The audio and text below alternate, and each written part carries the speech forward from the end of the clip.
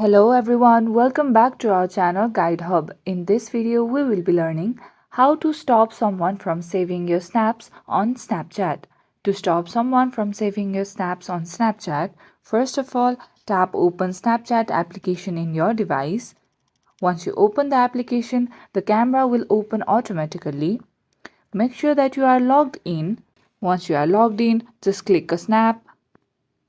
And once you do this, at the bottom right of the screen, you will see a timer icon. Tap on it. And here, you can adjust the snap time. Select a duration like 1 second or any time that is less than the time the person would want to save it for. Here, I'll be selecting 1 second as it is, and I'll just go back. Now, you can send the snap to the recipient by tapping on Send To. Now, the recipient will only have a short amount of time to view it before it disappears, making it harder for them to save. And that is how you successfully stop someone from saving your snaps on Snapchat. That's it for today's video. Hope you guys find this tutorial helpful. If yes, don't forget to like and subscribe to the channel. Press the bell icon so you never miss out to our videos. Goodbye till then.